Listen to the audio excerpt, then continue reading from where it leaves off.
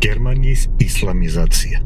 მოკლედ, პატივცემულო პუბლიკა, იმდენი რამე ხდება გერმანიაში, ან რატომ არის ეს თემა აქტუალური დღეს და რა შუაშია ისლამიზაცია, რა შუაშია ევროპის ისლამიზაცია, ან რა შუაშია გერმანიის ისლამიზაცია. სასაცილო იყო ასეთ სიტყვების თქმა რამოდენიმე წლის წინ. შესწრებული ვარ ასეთ დიალოგს, როცა ადამიანები ლაპარაკობდნენ და ერთი მუსულმანი ქალი 2000-იან წლებში ამბობდა, რომ ჩვენ მუსულმანები ცოტა ხანში იმდენი ვიქნებით აქ, რომ გერმანია გახდება მუსულმანური ქვეყანა. და არა მარტო გერმანია, მთელს ევროპას მოვიცავთ. მთელი ევროპა გამუსულმანდება და ეს არის ჩვენი მიზანი. ამ სიტყვების მოსმენაზე, რა თქმა უნდა, სერიოზულად არ მივიღე, უფრო მეტიც გულში გამეცინა. არ შევეკამათი ადამიანს. იმიტომ რომ მუსულმანი იყო და თანაც მდედრობით სქესის წარმომადგენელი, შეიძლება ცოტა მოერიდო ადამიანი ასეთ ქმედებებს, როცა მუსულმანებთან გვაქვს საქმე. და აზრათაც არ მომსვლია მაშინ, რომ რას ლაპარაკობს, ან რას მიედმოედება ეს ადამიანი, ან საიდან მოაქვს ეს ყველაფერი. მაგრამ დღეს არის ეს რეალობა. დღეს ვცხოვრობ ზუსტად ასეთ რეალობაში, რომ უკვე გერმანიას უწევს თავის დაცვა შარიათისგან. მუსულმანები გამოდიან, აკეთებენ დემონსტრაციას გერმანიაში, მე უფრო გერმანიაზე მაქვს ლაპარაკი და ეს ხდება ევროპის, დასავლეთ ევროპის ძალიან ბევრ ქვეყნებში და ითხოვენ შარიათს. შარიათი რა არის? შეგიძლიათ დაგუგლოთ, ბევრი რომ არ ვილაპარაკო შარიათზე, ესე იგი, თუ ვინმე რამეს მოიპარავს, რომ ხელი უნდა მოაჭრა, რა თქმა უნდა, რამის მოპარვაზე საჯელი უნდა იყოს, მაგრამ ჩემი აზრით არა ხელის მოჭრა, რომ ქალებმა უნდა ჩადრებში იარონ, ქალები არ უნდა გამოვიდნენ გარეთ, მამაკაცების გარეშე, როცა მამაკაცი წინ მიდის, ქალი ყოველთვის უკან უნდა მოყვებოდეს და ასე შემდეგ. მუსულმანური, ესე იგი, პოლიტიკური ისლამი, როგორც ირანშია, ან როგორც სხვადასხვა ისლამურ ქვეყნებში, ან ისლამურ რესპუბლიკებში.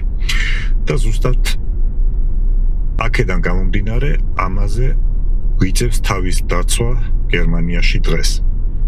ამ ყველაფერს მოყვა ისრაელის და პალესტინის კონფლიქტი და მუსულმანები როგორც წესი არიან პალესტინის მომხრე, გამოდიან აკეთებენ დემონსტრაციებს და ეს ყველაფერი არის ერთმანეთში აზავებული. პალესტინის მომხრეები, LGBTQ-ს მომხრეები, მწვანეები, უკრაინელები, ეს ყველაფერი არის ერთმანეთში აზელილი და არის გერმანიის სახელმწიფო წყობის წინააღმდეგ. რომ ერთი მოითხოვს როგორც შარიათს, ესე გერმანია არის ცუდი, იმიტომ რომ შარიათი არ არის. გერმანია არის ცუდი, რომ ჯარს არ აგზავნის უკრაინაში. გერმანია ცუდი, რომ ისრაელიანები ცხოვრობენ გერმანიაში. გერმანია ცუდი, რომ LGBTQ, gay და ლესბოსელებს არ აქვთ ამდენი უფლებები გერმანიაში, რაც ყველაზე მეტი უფლებები შეიძლება ითქვას, რომ მაგათ აქვთ და ასე შემდეგ. გამოდიან, აგინებენ პირდაპირ თქმით გერმანიის სახელმწიფოს, გერმანელებს, თქვენ რა ხალხი ხართ, თქვენ რა ქვეყანა ხართ, ჩვენ რო ჩამოვედით აქ და ჩვენ რო ვართ აქ, თქვენ უნდა იყოთ დიდი მადლობლები. ჩვენ გასწავლით როგორია ცხოვრება, თქვენ ფაშისტებო. და მოყვება ამ ყველაფერს გიდება. და გერმანიის პოლიცია უბრალოდ დგას, არაფერს არ აკეთებს ამაზე. რა თქმა უნდა, არის მითითება, რომ ესეთ პროვოკაციას არ უნდა წამოეგონ, მაგრამ მსგავსი რამ მე მაგალითად არ წარმომიდგენია ევროპის ცოტა სამხრეთ ქვეყნებში, როგორიცაა საბერძნეთი, შეიძლება კიპრი იყოს, შეიძლება თურქეთი იყოს.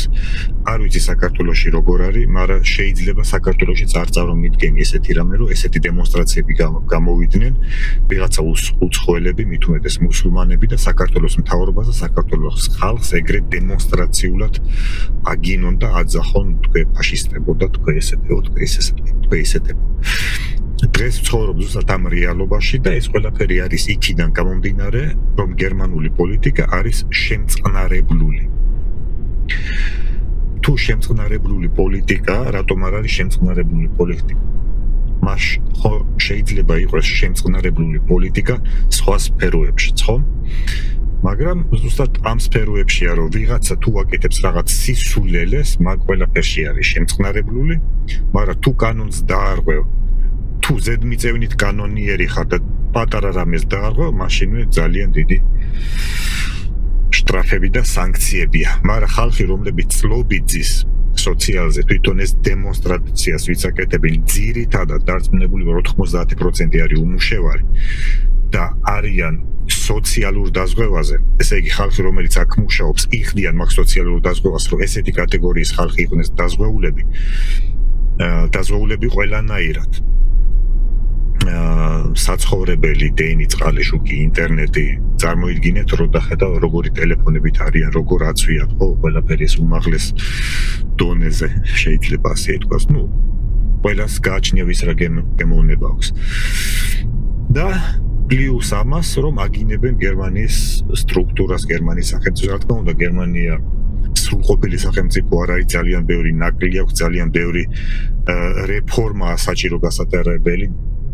როგორც ზუსტად ამ დარგში, სხვადასხვა დარგებშიც, რა თქმა უნდა, ეკონომიკურად შეიძლება იყოს ძლიერი ქვეყანა სხვა ქვეყნებთან შედარებით, მაგრამ არის ძალიან დიდი ნაკლი, რომ ადგილობრივი მოსახლეობისთვის არის ძალიან დიდი ტვირთი ამ ყველაფრის ყურება, ამ ყველაფრის ატანა, ამ ყველაფრის მოსმენა და არ ვიცი. ზოგი იძახის, რომ გერმანელებს ამოუვა ტყელში ბოლო-ბოლო და ამ ყველაფერს მოუღებენ ბოლოს, ამ ყველას გააგზავნიან თავთავიანთ ქვეყნებში, მაგრამ მე ძალიან ეჭვმეპარებ. ჩემი ნაცნობებიდან, ასეული ნაცნობებიდან, რომლებიც არიან გერმანელები და ასეული ნაცნობები, რომლებიც არ არიან გერმანელები, მე მაქვს ისეთი შთაბეჭდილება, თუ ესეთ რაღაცას გააკეთებენ, არიან ის გერმანიის მოქალაქეები, რომლებიც ძირითადად არ არიან წარმოშობით გერმანელები, ცოტა იუგოსლავიური ქვეყნიდან, ცოტა შეიძლება თურქეთიდან, რომლებიც აი ამ ხალხს, რომლებიც ახალი ჩამოსულები არიან 2010-2015 წლის მერე, სირიის ომის მერე, მით უმეტეს ამ უკრაინის ომის მერე, რომ დააწმნენ კისერზე, უკვე 10 წლეულებით ან 20 წლეულებით ან აქ დაბადებულ არა გერმანულ საზოგადოებას.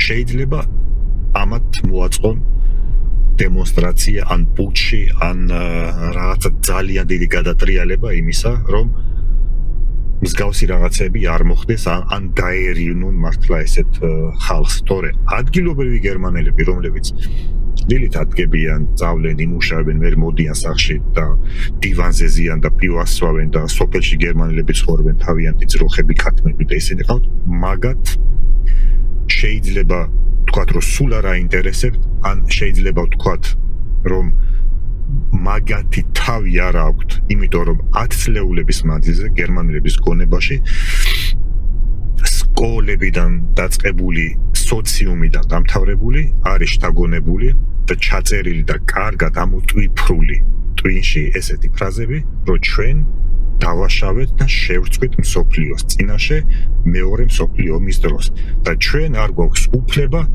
რაღაცა ნეგატიური თქვათ უცხო ადამიანზე ან სხვა ადამიანზე. და ვართ ზუსტად აი ესეთ დღეში. საშობაო დღესასწაულები რო დაიწყო გერმანიაში ამ წელს, დეკემბერში, ასე მეგონა, რომ უკონფლიქტოდ ჩაივლიდა. ბოლო 10 წელია, ყოველ წელს ხდება რაღაც, ყოველ წელს ვიღაცა უნდა მოკვდეს, მანქანით უნდა შევარდეს, ვიღაცა უნდა დაიჭრას, დაიცხრილოს, ვიღაცა უნდა აფეთქდეს რაღაცა უნდა აფეთქონ, რაღაცა უნდა დაწვან და ეს ხდება მასიურად. წელსაც ჯერჯერობით მარტო სროლა ვიღაცა დაჭრეს ამ შობის დღესასწაულია, გერმანულად ქვია Weihnachtsmarkt, ან შობის ბაზარს ეძახიან, ან სანამ შობა დადგება, სანამ შობის დღესასწაული დადგება, ხალხი გამოდიან ცენტრალურ მოედანზე და იქ არის პატარა ბაზარივით, მიდის არის ყიდვა, გაყიდვა, ტკბილეული და ასე შემდეგ. ვინც იცის Weihnachtsmarkt მაგაზე მაქვს ლაპარაკი, ჯერჯერობით დღესდღეობით არაფერი რაღაც ისეთი საშინელება, როგორც გასულ წლებში მოხდა, რომ მანქანით შევარდნენ და რამოდენიმე ხალხის გადაუარეს, რამოდენიმე ადამიანს გადაუარეს და მოკლეს, ან რაღაც დიდი აფეთქებები და მასიური ხოცვა-ჟლეტვა მოხდა, ჯერჯერობით არ გვაქვს, მაგრამ 25 დეკემბრამდე კიდე ვადა. არ ვიცით რას გველის. ძალიან მემძიმება ამაზე ლაპარაკი, რო ვთქვა, რომ ესეც ჩვენი გერმანია, ესეც ჩვენი ევროპა და ასე შემდეგ, მაგრამ დღეს ცხოვრობთ ამ რეალობაში. ნახოთ რა იქნება შემდეგ. ხალხმა ჯამაათნო, ძვირფასო პუბლიკა, თუ რამე გამომრჩა ამ თემასთან დაკავშირებით, შეგიძლიათ დაწეროთ კომენტარები, ან თუ რამე გაინტერესებთ ამ თემასთან დაკავშირებით, თუ როგორ ცხოვრობთ გერმანიაში, ან გერმანიის ეკონომიკური და სოციალური სისტემა როგორ არის აწყობილი, ციფრები, გამოთვლები, ხარჯები, როგორ ხდება ყველაფერი, შემიძლია შეძლების დაგვარად გიპასუხოთ. დროებით შევხვდებით მომავალში.